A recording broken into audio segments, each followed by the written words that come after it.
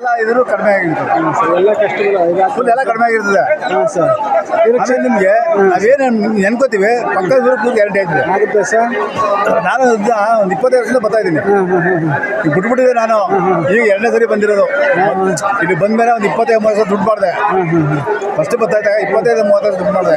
ತಾವು ಯಾವ ಕೆಲಸ ಮಾಡ್ತೀರಿ? ಬೇರೆ ಏನೋ ಚಿಲ್ಲರೆ ಅಂಗಡಿ ವ್ಯವಹಾರದಲ್ಲಿ ಒಳ್ಳೆ ವ್ಯವಹಾರ ಆಗಿ ಒಳ್ಳೆ ಚೆನ್ನಾಗಿತ್ತು. ಅದೇನೋ ವ್ಯವಹಾರ ಮಾಡಿ ಎಲ್ಲ ಹಾಳು ಮಾಡ್ಕೊಬಿಟ್ಟೆ. ಈಗ ಬೆಂಗಳೂರು ಬಿದ್ದುಬಿಟ್ಟೆ. 10 ವರ್ಷ ಬೆಂಗಳೂರು ಬಿದ್ದು ಅಲ್ಲಿ ಹೋದ್ಮೇಲೆ ಸ್ವಲ್ಪ ಲೆವೆಲ್ ಆಯಿತು. ಬರೋಕ್ಕೆ ಏನ ಕೊಡ್ತು. ಈಗ 2ನೇ ಸರಿ ಬಂದೀನಿ. 2ನೇ ಸರಿ ಬಂದು ಹೋಗ್ಬೇಕಷ್ಟೇ. ನಮ್ಗೆ ಇಲ್ಲಿ ಬಂದ ಮೇಲೆ ಕನಸುಗಳೇ ಆಗಲಿ ಮನೆಯಲ್ಲಿ ಎಲ್ಲ ಒಳ್ಳೇದಾಗುತ್ತೆ. ದೇವ್ರು ಇಲ್ಲಿ ಬಂದವನು ಯಾರು ಕೆಟ್ಟದಾಯ್ತು ಅಂತ ಹೇಳೋದಿಲ್ಲ. ಅವ್ನು ಕೆಟ್ಟ ಕೆಲಸ ಕೆಟ್ಟದಾಯ್ತು ಅನ್ಸ್ಬಿಟ್ರೆ ಒಳ್ಳೇದಾಗಿದೆ ಒಳ್ಳೇದೇ ಗ್ಯಾರಂಟಿ. ಹೇಳೋದು ಅರ್ಥ ಆಯ್ತಾ? ನಾನು ಒಳ್ಳೇದಾಗಿದೆ ಒಳ್ಳೇದಾಗ್ತದೆ ದೇವರು. ನಾನು ಕೆಟ್ಟದ್ದು ಮಾಡಿದ್ರೆ ಏನಾಗ್ತದೆ?